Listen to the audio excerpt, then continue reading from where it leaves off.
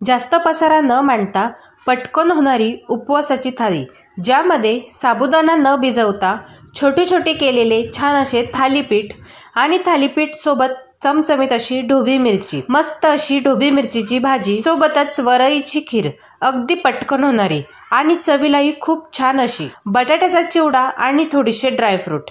हे सर्व पदार्थ पौष्टिक आहे.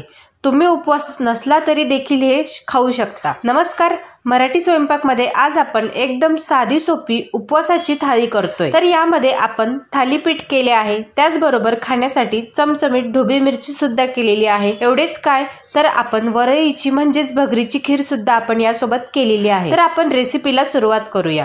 आता सर्वात पहिले करणार आहोत थालीपीठ. तर थालीपीठ करण्यासाठी साहित्य काय लागणार आहे ते पाहूया. इथे मी घेतला आहे अर्धा कप साबुदाणा, त्याचबरोबर अर्धा कप वरई, एक मोठा बटाटा असा किसून घेतला आहे आणि 2 ते 3 पाण्याने स्वच्छ धुवून घेतला आहे आणि पाव कप भाजलेल्या शेंगदाण्याचा कूट आहे, अर्धा चमचा जिरे, एक मोठा चमचा हिरव्या मिरचीचा ठेचा. ठेच्याचे प्रमाण तुम्ही कमी जास्तही करू शकता. चवीनुसार मीठ आणि थोडीशी कोथिंबीर. उपवासाला खात नसेल तर नाही वापरली तरी चालेल.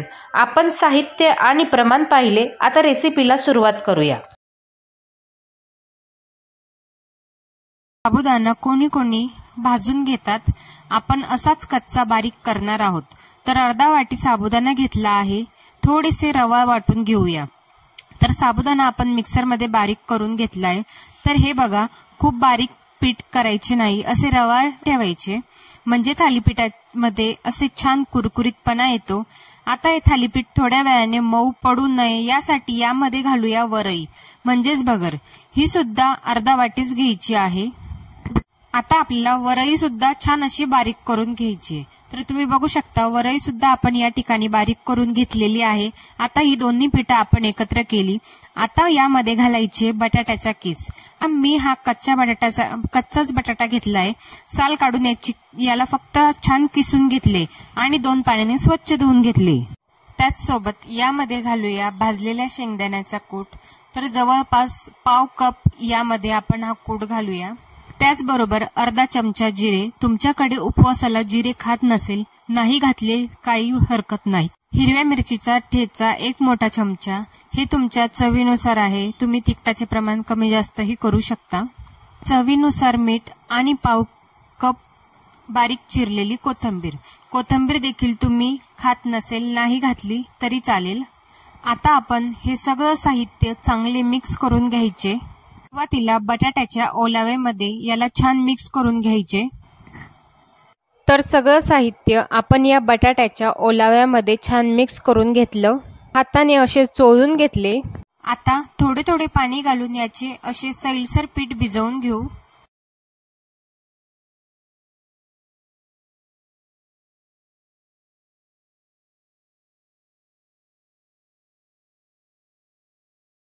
हे बघा, आपले पीठ छान सरसरीत भिजवून झालेले आहे. मी थोडे असे सरसरीतच ठेवले, खूप असे घट्टही केलेले नाही. आपण यामध्ये कच्चा साबुदाणा आणि कच्ची वरई वापरली, त्यामुळे आपल्याला हे एक 15 ते 20 मिनिटासाठी छान भिजायला ठेवून द्यायचे आहे. म्हणजे आता थालीपीठाचे पीठ भिजायला ठेवले आहे, तोपर्यंत आपण थालीपीठ सोबत खाण्याची भाजी करून घेऊया. तर त्यासाठी साहित्य काय लागणार आहे ते पाहूया. 1 कप शिमला मिरची घेतली, अशी मोठ्या आकारात कापून घेतलेली आहे. अर्धा चमचा जिरे, चवीनुसार मीठ, 1 चमचा लाल तिखट आणि पाव वाटी भाजलेल्या शेंगदाण्याचा कूट आणि थोडीशी कोथिंबीर. आता साहित्य बघितले. आता रेसिपी करायला सुरुवात करूया. आता एका कढईमध्ये 2 चमचे शेंगदाण्याचे तेल घेतले आहे. त्यामध्ये सर्वात पहिले जिरे घालूया. जिरे छान फुलले की मग घालूया शिमला मिरची. शिमला मिरची असे मोठे मोठे आकारात मी कापून घेतलेली आहे. हवं तर तुम्ही बारीक देखील कापू शकता. आता शिमला मिरची घातली की मग घालायचे मीठ. मीठ घालून छान 1 मिनिटभरासाठी छान परतून घ्यायचे.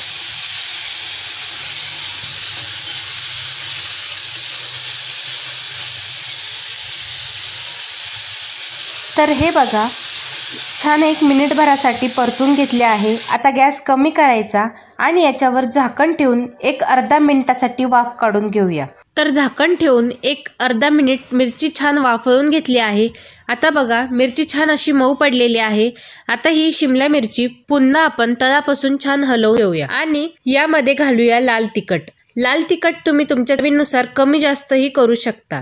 लाल तिखट घातले की पुन्हा याला छान मिक्स करायचे आणि आपल्याला कमीच करायचं आहे, कमीच ठेवायचं आहे, गॅस मोठा करायचा नाही, नाहीतर आपली मिरची ही करपू शकते, त्यामुळे गॅस आपल्याला लहानच ठेवायचा आहे। आता लाल तिखट घातल्यावर पुन्हा याला छान मिक्स केले की आता आपल्याला मंद गॅसवर एक अर्धा मिनिटासाठी पुन्हा झाकण ठेवून वाफ काढून घ्यायची आहे। तर आपले अर्धा मिनिट झालेले आहे। आता यामध्ये घालूया भाजलेल्या शेंगदाण्याचा कूट घातला की पुन्हा याला मिक्स करायचे आणि यावर थोडी कोथिंबीर घालायची।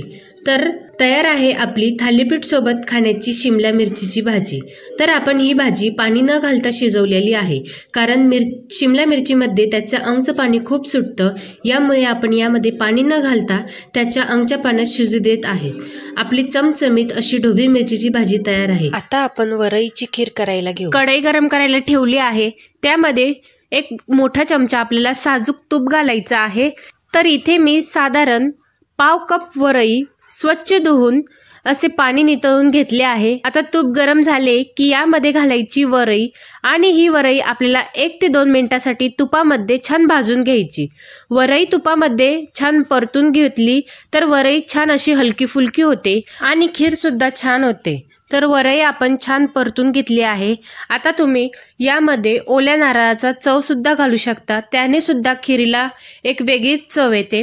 मी वापरलेला नाही, हवं तर तुम्ही यामध्ये ओल्या नारळाचा चव सुद्धा वापरू शकता। साधारण 2 चमचे नारळाचा चव सुद्धा याला बरोबर होतो।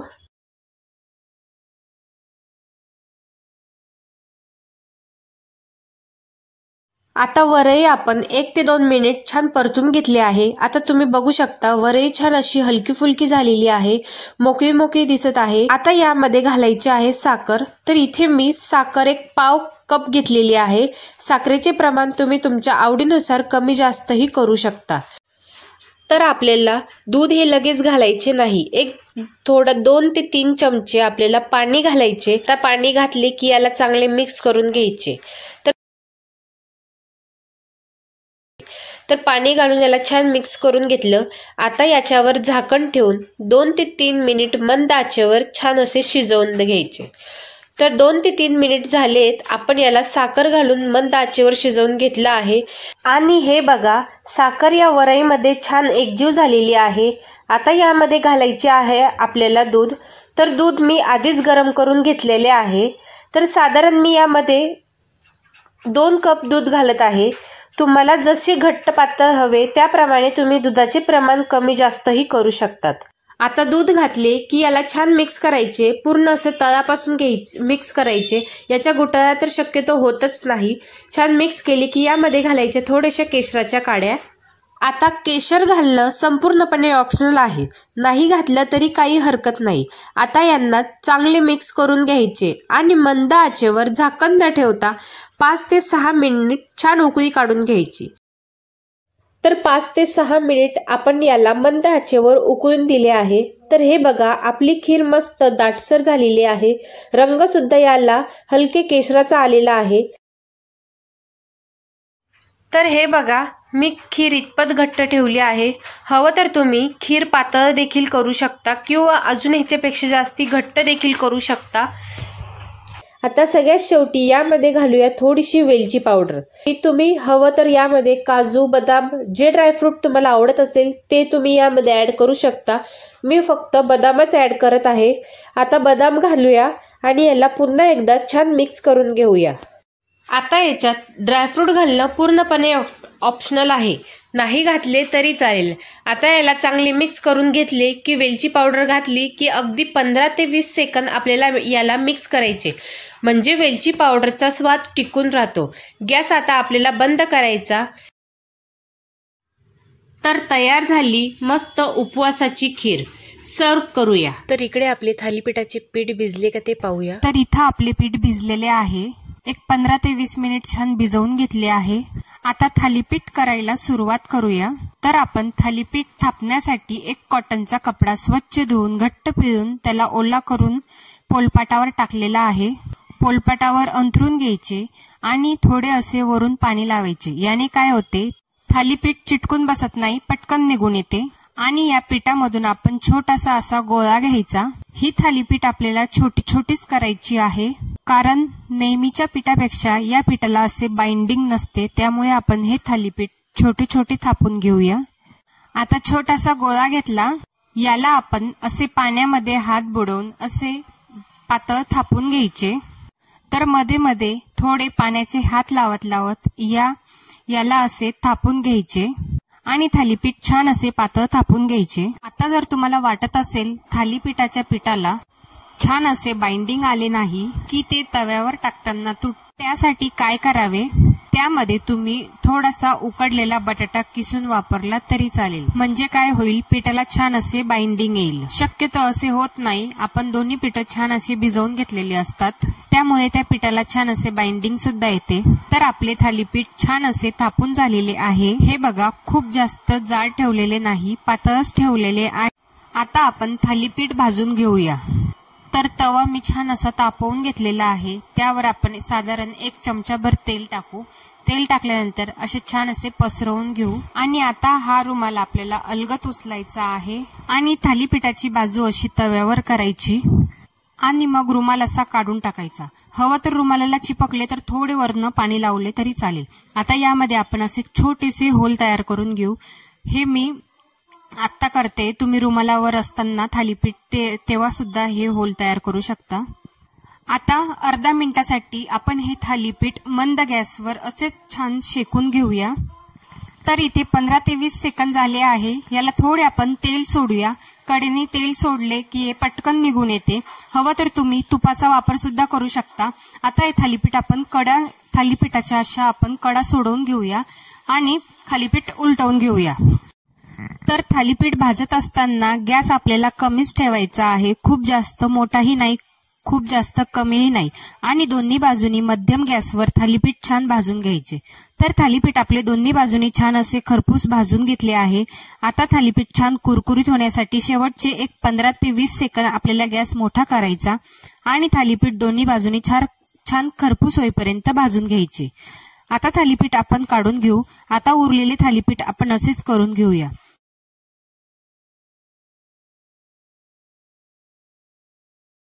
तर इथे मी सगळे थालीपीठ करून घेतले आणि मी जे प्रमाण घेतले आहे त्यामध्ये बरोबर मध्यम आकाराचे 5 थालीपीठ बनवून तयार होतात। तर इथं आपले सगळे पदार्थ तयार करून झालेले आहे। तर अशा प्रकारे आज आपण उपवासासाठी खास झटपट होणारी साधी सोपी थाली केली आणि हे पदार्थ चवीला इतके चविष्ट लागतात, पौष्टिक सुद्धा आहे। तर तुम्हाला कसे वाटले हे सगळे पदार्थ ते मला कमेंट मध्ये सांगा। पुन्हा भेटूया अशाच एका नवीन व्हिडिओ मध्ये, तोपर्यंत धन्यवाद।